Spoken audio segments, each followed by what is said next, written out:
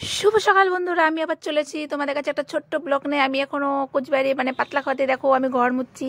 আমার মা তো অসুস্থ, মা তো ঘর মুছতে পারে না, সেই জন্য আমি যখন যাই আমার দিদিরে যে যখন যাই আমরা তিন বোনে মাকে ঘরটার মুছে দিই, কাজ টাজ করি, মাকে পুরা কাজে হেল্প করি।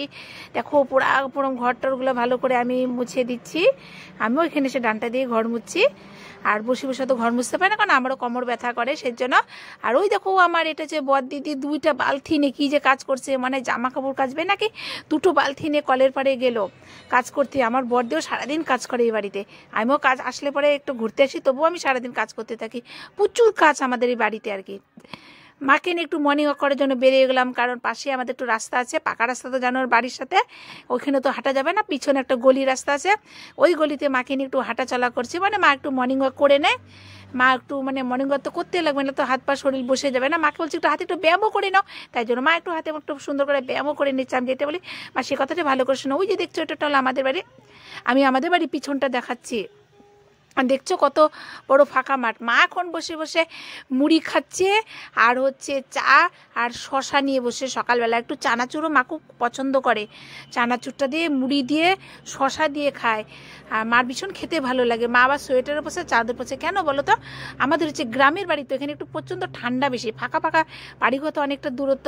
আমি একটু দেখো চা খাচ্ছি, দুধ চা। দেখছো একজন তো আমাকে বলছে দিদি তুমি এত চা খাও। হ্যাঁ আমি ভীষণ চা খাই, ওই 2-3 বার চা খাওয়া আমার হয়ে যায় বাপের বাড়িতে আসলে। আর যখন আমি বাড়িতে থাকি বাড়িতেও 2-3 বার চা খেয়ে নিই।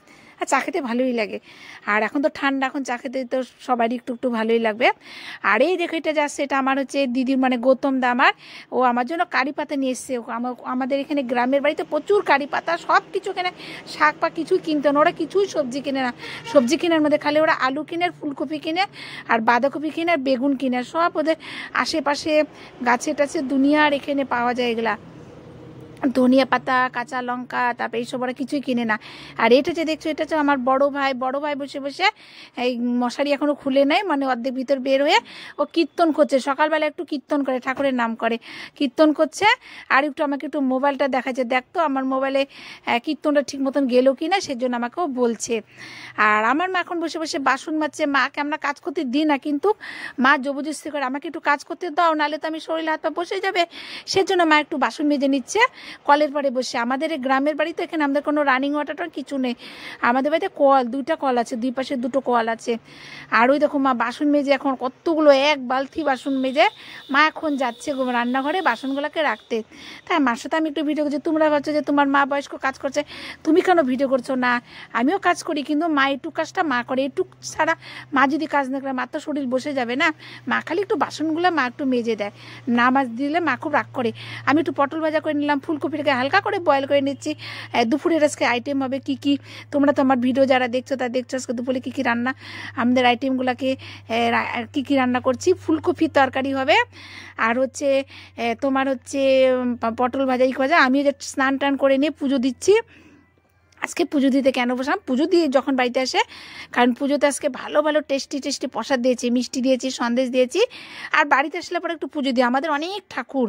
আর পুজো না দিলে নিজেকেও মানে পুজোটা একটা বিশাল বড় কাজ, তাই না বলো? তো মানে পুজো হয়ে গেলে পরে আর কোনো টেনশনই থাকে না কাজে, যে সব কিছু। দেখো এক গাদা রসগোল্লা নিয়ে এসেছি, এটা আমার মানা ছিল, তাই জন্য আমি একটু ঠাকুরকে দিয়ে দিলাম, আমার একটা মানা ছিল। আর ওই যে মাও নিয়ে এসেছিলো আজকে সন্দেশও দেওয়া হয়েছে, মিষ্টিও দেওয়া হয়েছে। আমার পুজো দেওয়াটা আজকে দারুণ হলো। ফুল টুল অনেক কিছু নিয়ে এসেছিলো। আমার যে গৌতম দা আছে সকালবেলা ও হাট থেকে অনেক রকমের ফুল নিয়ে এসে, আমরা যখন টাউনে থেকে একটু ফুল কিনি, এখানে ফুলও কিনতে হয় না, নানা ধরনের ফুল এখানে পাওয়া যায়। তারপরে যে আমি এখন শঙ্খ বাজাচ্ছি পুজো টুজো দিয়ে স্নান টান করে। আমার তো ভীষণ শান্তি লাগলো পুজো দিয়ে। পুজোতে আজকে ফুলও পেয়েছি, সন্দেশও পেয়েছি, মিষ্টি পেয়েছি। সেই জন্য আমার ভিডিওগুলো কীরকম হচ্ছে তোমরা অবশ্যই কমেন্ট করে জানাবে। আমার পাশে থেকো, আমিও তোমাদের পাশে আছি। অনেক অনেক ভালোবাসা দাও, রাখছি, টাটা।